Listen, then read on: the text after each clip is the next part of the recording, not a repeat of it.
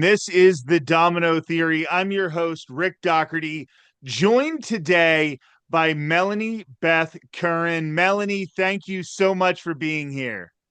Thank you, Rick. Thanks for having me. So, we're going to get right into it. You focus on preserving Irish American folk music. How did you discover this was something for which you had a passion? Oh, thanks for asking. Yeah, so I think that growing up in Irish American households, you kind of hear the music from time to time throughout your life. My family's not particularly musical, but those kind of like lilting melodies were always in my mind, and I would kind of sing them to myself, growing like as I walked around as a child. And I don't know where they came from. I don't know where they came from, because that was not what I was surrounded by. I had a typical, like, 1990s, early 2000s childhood, surrounded by the pop music of the day. And I just from the jump, I was like, I just don't like feel connected to the music that I'm hearing on the radio, and people are burning on CDs and downloading from the internet. And then as like my teenage life progressed, I became interested in old American music, and so I started to play clawhammer banjo, and I was just kind of like an island to myself doing this alone. Um, there was a woman in my town who played, and she helped me kind of get connected to like traditional American music, so fiddle tunes of the Southern Appalachians and various parts of America. And this traditional music was just in its like a great resurgence in like the late 2000s, early 2010s. And I had a bunch of people around me who were players of fiddles and banjos and guitars playing like American traditional music. But I did notice that no one really was focusing on Irish music. And I was curious about that. I was like, I know that some of these old traditional American fiddle tunes, like some part of them sounds Irish. You just know that when you listen to music from America's past, but it wasn't clear which was which. A lot of that music is Black music. Maybe a lot of it also has like Native American melodies, and most of it is just kind of not correctly attributed to any source. So I was like, I know that Irish people had to do with this. I instinctively, I know. And I went about my life like playing music, writing songs, and in 2023-ish, something just changed in my heart, and um I became really aware that there was a lot of like Irish music inside of me that wanted to come through, or that it just like it was just wanting to come through. I was really attracted to it, and I I heard myself starting to sing it, and I just was like, I like how this feels.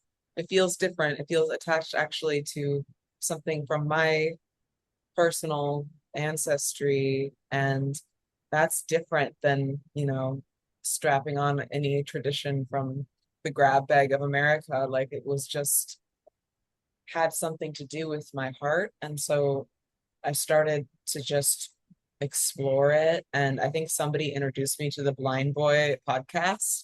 And that was such an inspiration. He was like this person who was absolutely obsessed with um, digging, you know, and I felt like I had permission to explore the tininess of topics and like get really, really into things. And I'd already started to like focus and write about traditional music in my life as a writer. So it just kind of felt like a bunch of things wove together, and I started to collect um, and collate and write down what songs were coming through that I was like, they're American, but they're also Irish. They're like these songs at the intersection of the cultures, that are kind of not of one place only, they're a mix. And Right. that this is actually a whole entire genre of music, and it has been, and it's overlooked. it's like no, it's not really talked about or thought of in that way because it's folk music, but not like neatly packaged folk music. So there's been a lot of focus in recent years on preserving Irish culture. We talk a lot about the Irish language and trad music. But do you find that that particularly Irish American culture slips through the cracks a little bit? People talk about trying to preserve what comes from Ireland, but there is an entirely different culture and heritage once those people immigrated to the United States. Absolutely. Yeah, this is a culture and especially a musical culture that is slipping through the cracks and has slipped through the cracks like in real time. Um, I mean, I'm living in Rockaway Beach, and this is a serious Irish American enclave, and at Rockaway Beach, New York City. And I've done research into the music culture, the Irish music culture that used to be alive here.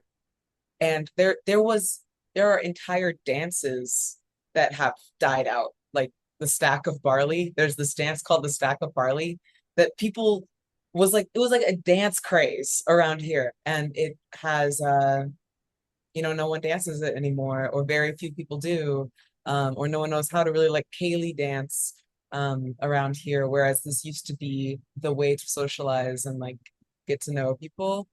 Um, so that's just one piece of Irish Americana that shows me if this is falling into the abyss, what other pieces of music, dance styles, ways of speaking, ways of behaving, word choices, approaches to death, food, celebration, like how many of these little parts of Irish America are, dying off left and right.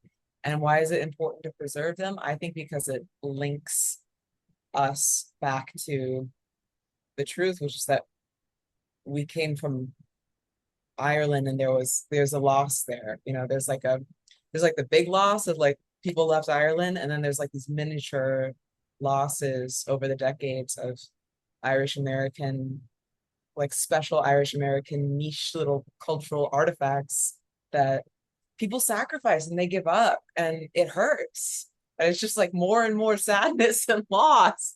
So yeah, but I Right. mean, it's there. It's all there to be found again.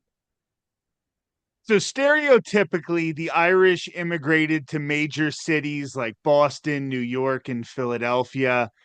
Are the large cities where you're finding a lot of this Irish American folk music? Or, like you mentioned, there are some roots in Appalachia and some of these other styles of music. So, where are you finding these hotbeds of Irish American folk music? I love this question. Yeah, in places like New York City and Philly and Boston, like Chicago, big Irish hubs where there's like Irish America, the institution, the establishment, the like parade. Um, that's not as interesting to me as like the songs that I found in niche uh enclaves, Irish working class, like tiny places, microcosms, little spots. Some that I love are like Butte, Montana has been a wealth and a treasure trove of Irish American song.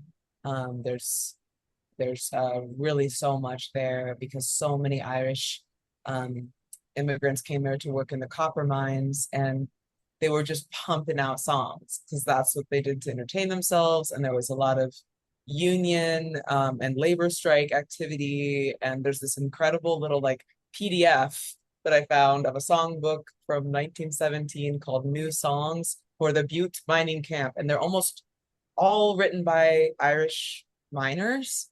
It's not like what you would look like find if you Googled like Irish songs from America. But if you Right. think, okay, this is a place where a lot of Irish people worked, and here's like a songbook weird artifact from that time, then you're going to by default find a bunch of really, really obscure Irish American songs that maybe existed for like a couple years in a place. The thing that started the like tiny enclave that started it all for me is an island in Michigan called Beaver Island. There's amazing field recordings by Alan Lomax in 1938 of this little island, which had a pretty big Irish population, pretty much all from one island in Donegal called Erin Moore. They, during Angorton War, what people call the potato famine, a bunch of people were evicted and came to North America and eventually reconstituted their island like fishing town in Michigan, and it was like they spoke Irish there. And after a while, they were speaking English and had a whole bunch of songs about their own lives, about like fishing life on this island.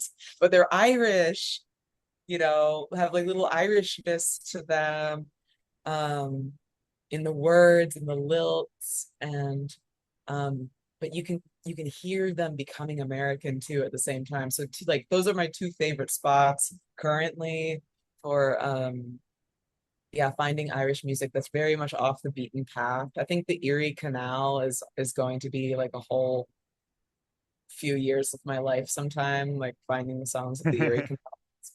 They're amazing too. So you kind of got into this in that last answer, but so much of history research goes into covering military campaigns, elections, other major events. And these stories are told about, you know, generals and presidents and pillars of industry. Have you found that studying the arts, and of course, folk music in particular, that you are getting more into the history of working class people and you're hearing stories about day to day life that aren't necessarily stories about these big major events? Absolutely. This is what I love so much, is finding a song that reflects like home life or working life. There's one song that I just fell in love with that's called I Am Thinking Ever Thinking. And in my like interpretation of the song, which may or may not be correct, it's a song about like a woman coming from Ireland, probably, maybe she's the oldest in her family and she's been the one chosen basically to leave and come work in New York City and send money back, as was pretty common during the middle of the 19th century. In fact, like the vast majority of Irish immigrants to America were women, single women, coming to work, particularly in domestic service. And there were so many of them that they were a stereotype called the Bridgets.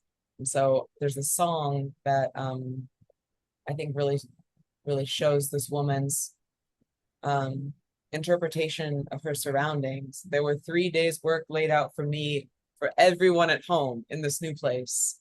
And she's thinking about the little chapel on the hill, and where, this place where she received her confirmation with the peasants bending low, and my heart is in lovely Erin where the three-leaf shamrocks grow. So like Erin has never left her heart. She's always there. And it's it's a special just reminder of the interior life of like one person who might have probably been a woman working in domestic service. Um, I don't fully know, but there's a lot of songs like that are about just, yeah, like the terms people use for fishing, the things that people would call like scabs in Montana. There's like just a lot of smaller and very real details. There's this song that I sing about uh, a railroad section boss who it's like when you bury me, lay the spike maul on my chest and the gauge and the old claw bar, and as the boys are filling in my grave, it's Jerry go and oil that car. So like that's a description of like the tools that someone was using to build the railroad. Like it's it's just an ample amounts of lore in these more niche working class songs. Like these are people's real lived experiences at some point in the American story. Amazing. I would imagine that through your research, you are always finding like incomplete songs, right? You might find just some lyrics here, or, maybe a partial version of a song there. Do you ever have to use your own musical talents to interpret what you think maybe the melody would be in that song? Are you trying to use your skill to bring out the skills of these artists of the past?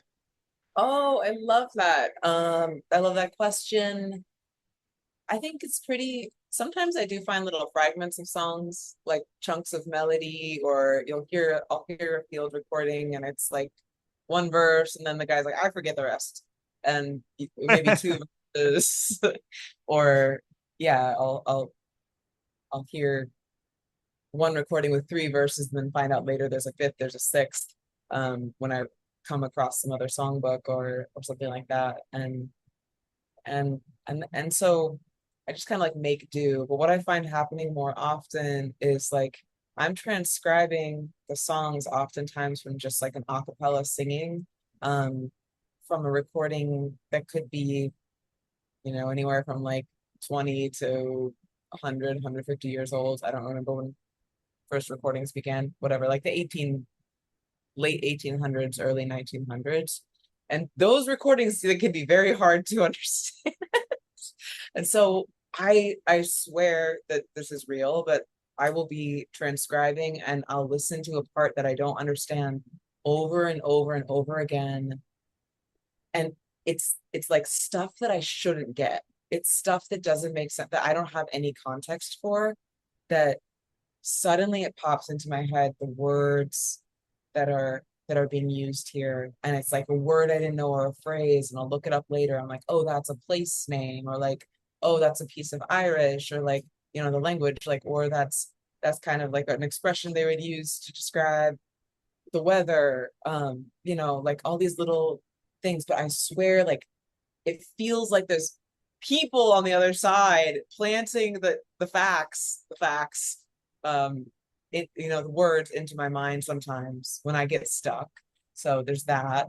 And then when it comes to actually like performing the song and bringing it out, also there's not, music, there's not notation. So I like have a big old background in like playing old time music and finding out chords, backing guitar, picking melodies out all by ear. I learned to play music by ear with my friends. So I kind of feel like I'm doing that with ghosts. It's like I sit down and I'm like, like, let's go. Like, I figure out the chords that I would play, and, find the key that I like to sing it in, and pretty much arrange the songs that didn't have an arrangement. And like I send out this mail club each month, and in each month, every issue I write the chords for a song and like explore a song in depth. Um, but I am just a person who loves songs and loves singing them. And I just find whatever chords I think would sound the best.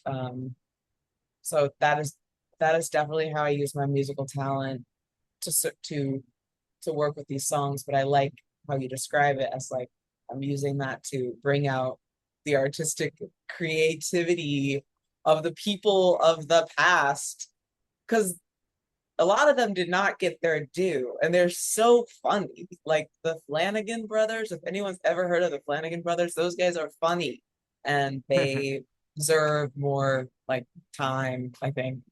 So I do it for the Flanagan brothers.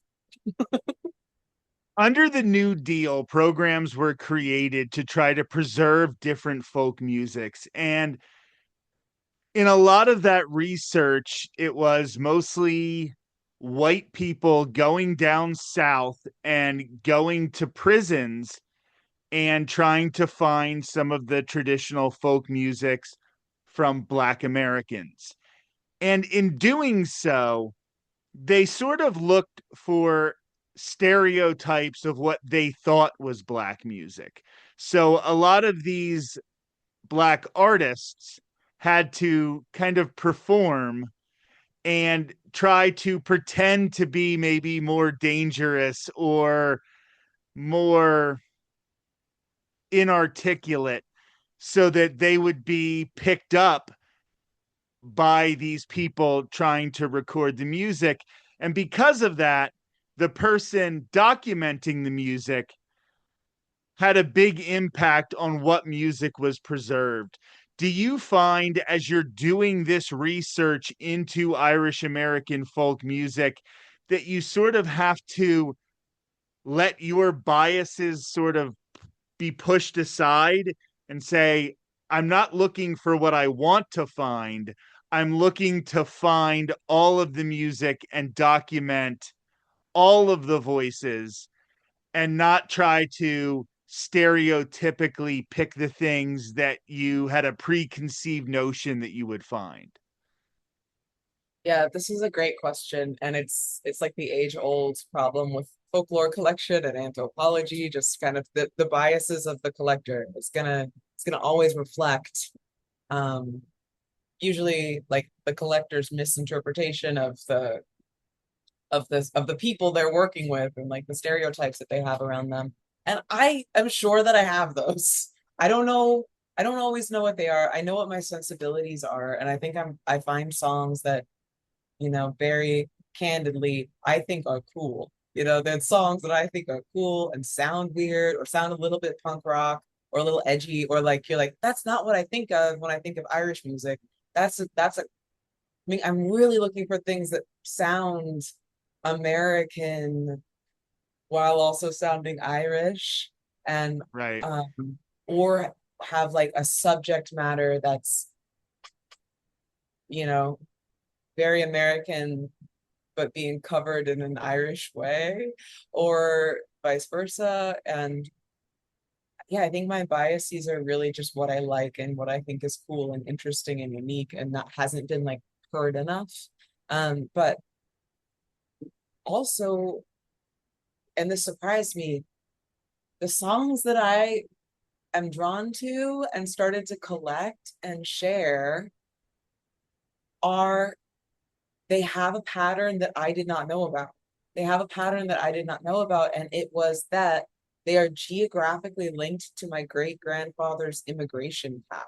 So I was just deeply drawn to a lot of Donegal songs before I knew there were Donegal songs, or Americans in New York, or Americans from the past all over America who were Donegal like people, singing songs like the Erin Moore Islanders. That's not far from where my great grandfather grew up, and then like he came to New York City, then he went to Pittsburgh, then he went to Butte, Montana, and like all those Butte, Montana songs I learned, I was like, oh my gosh, this is the sense, like the guiding factor is like I'm learning my great grandfather's favorite songs, I think, and and that's happening on a subconscious level that I'm not in control of.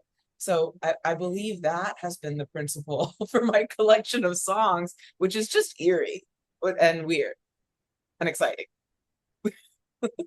Fantastic. And as a Doherty, for people who know Irish names and their locations on the island, obviously, my ancestry also dates back to County Donegal. So that's very exciting for me. I should have worn my Donegal GAA jersey that I have here, but I did not wear it today. See, we find each other. We find each other all the time. Exactly. That's how it happens, right? I was wearing, since you're a child of the 90s, as you mentioned. I was wearing my Donegal GAA jersey outside a Pearl Jam concert in Chicago. And it was 2023. And somebody came up to me and was like, "Are you from Donegal?" And I explained the whole situation that we find each other everywhere, right? So, anyway, has this research into Irish American folk music given you a greater respect for the experiences of your ancestors? You said you could trace that one particular story almost notch by notch, but these are stories that sometimes don't get told in families. A lot of the times they're stories that aren't very happy or don't have happy endings. And maybe you're covering up traumas, or maybe people just didn't talk about some of those experiences because they were harsh. Has looking into the stories of other Irish Americans made you appreciate the Irish Americans in your life and your family tree even more? Yeah, absolutely. I think that um it's really it would oversimplify everything to be like, oh yes, my family's Irish and we are therefore came to America and like we're also oppressed and then, you know, that's the end of the story. I, through this research, have come to appreciate that there's so much that went on in Irish people when they got to America.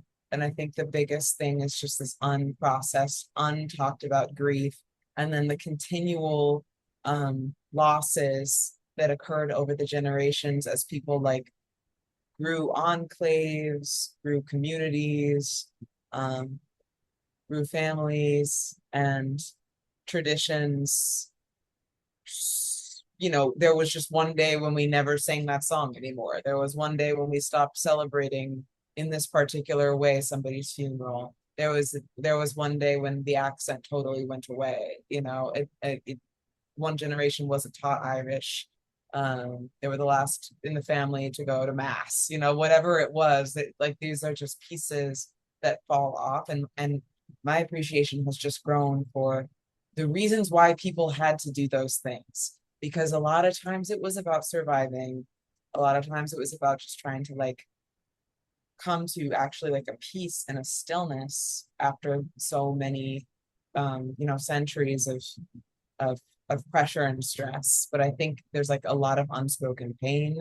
And I think there's a lot of Irish American people who have basically done colonial mean bad things here in America once they got here and had the opportunities um, to do that, to have to be entitled to land and to racism and kind of economic opportunities. Like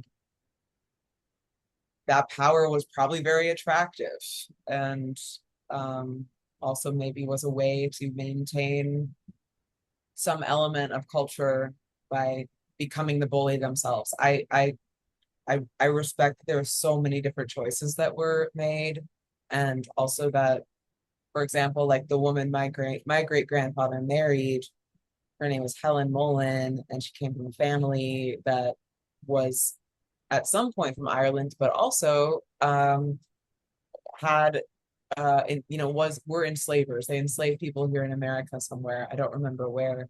So like that's part of me too. I have so many ancestors that are like, yeah, not so good, not so great. And I'm just choosing to focus on the one who is sort of like really loud and also I share a last name with. And um Mhm.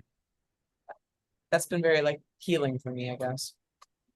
One of the things as an Irish American that I have really tried to focus on when telling a lot of these stories is want that connection to the immigrant experience that was very uniquely Irish. But if you look at the modern day, you can see parallels to immigrant groups now.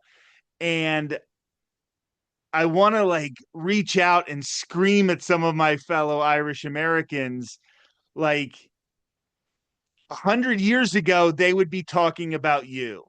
Mhm. So just because maybe your skin color allows you to sort of blend in with certain people doesn't mean that they are totally accepting of you either. And in election years and things like that, they try to make that circle seem really big. They try to say, oh, we're all Christians. Maybe you're Catholic and, we're Protestant, but we're all Christians and we're all white and our families have all been here. And they make that circle look real big in election years. And then they get into power and that circle gets smaller and smaller. And you realize you ain't in it, right? And that is something that I think is important about going back and showing the Irish immigrant experience and sharing that with Irish Americans now who've had families here for generations to show how much you do have in common with other working class people. You'll have way more in common with other working class people than you ever will with some of these elites.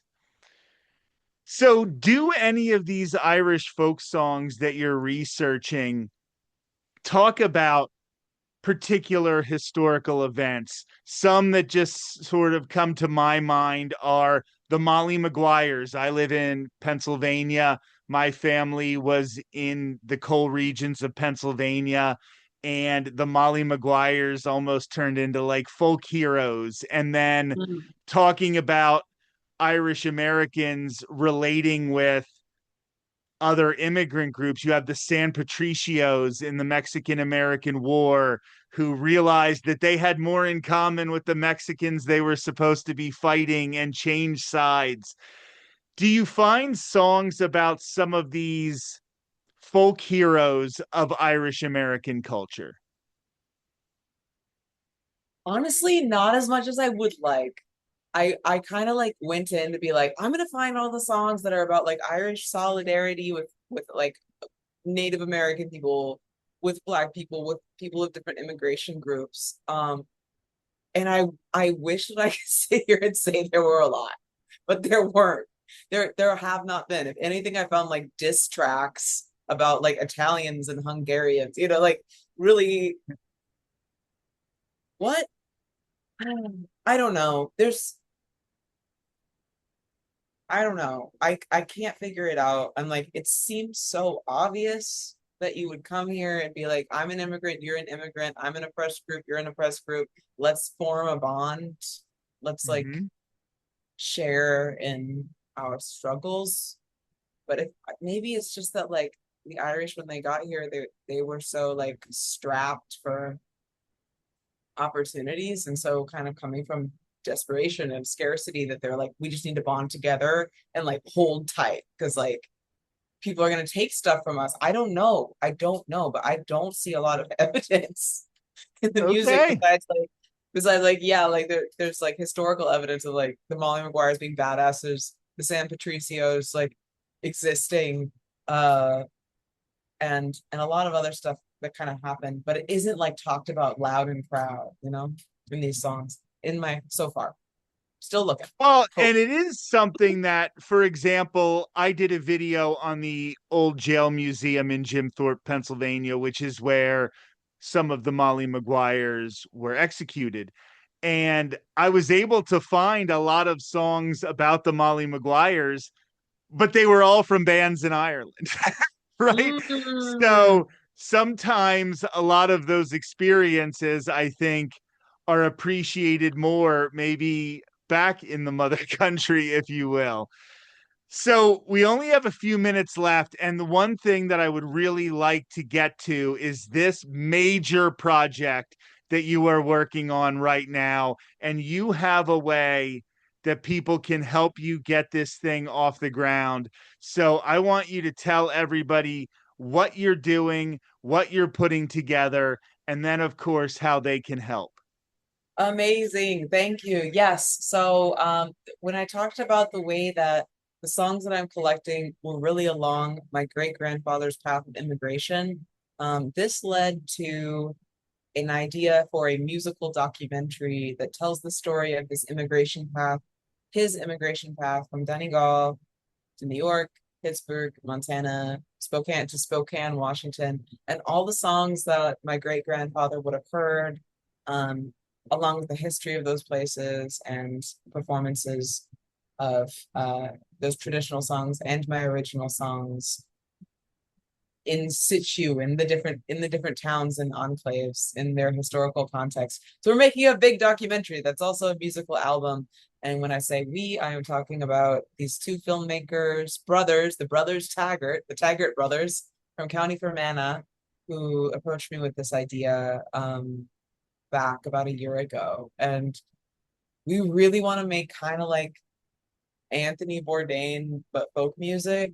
I will be your host. I'm taking you on a journey of history and music by going from place to place. And we are leaving on uh, on the 19th of this month to start filming from our base in Letterkenny, Donegal.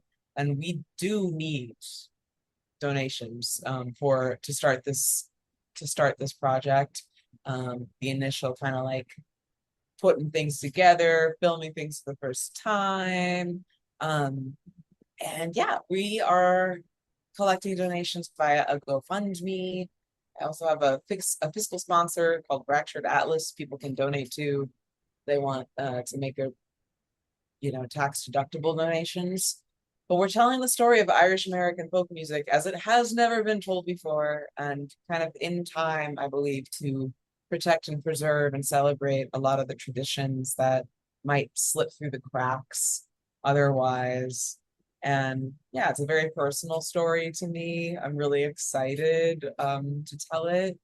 And it's truly a dream come true and like a big culmination of my life's work. So any help is very, very welcome. If you're a business and you want to sponsor it, we can talk about that. Uh, love any kind of help. Yeah. And I found you through your Instagram. So why don't you also very quickly give your Instagram handle? So if you want to donate and you didn't quite get to jot down those exact addresses, you can go to her Instagram and follow the chain there.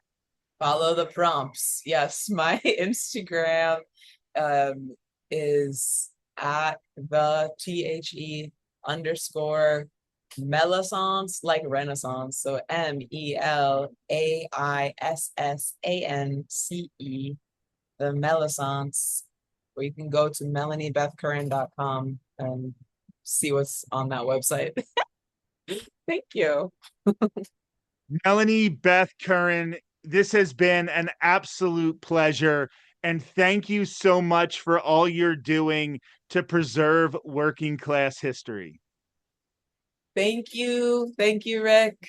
I want to thank each and every one of you for making it all the way to the end of the video. And of course, I also have to thank Melanie Beth Curran for sitting down for this interview, and more importantly, for her efforts to preserve Irish American folk music. We need people dedicated to saving the stories that are found in these working class art forms. It really is important, and it really is something that we want to focus on here on the Domino Theory YouTube channel. So I'm just going to guess, if you made it all the way to the end of the video, that means you had to have liked it. So if you liked it, then like it. Click the like button. Also, drop some positive comments and subscribe. It really does help us. I know you're probably sick of content creators saying like, comment, subscribe, but there's a reason that we all say it so frequently. It helps us in the algorithm. It helps get these videos out to more people. And as we try to grow this channel, that is vital. It is crucial. And as you can tell with this interview, we are trying to do good things. We're trying to tell history from a very positive and uplifting point of view. So like, comment, subscribe, and help us in that mission. This has been the Domino Theory. I'm your host, Rick Doherty. I'll talk to you soon.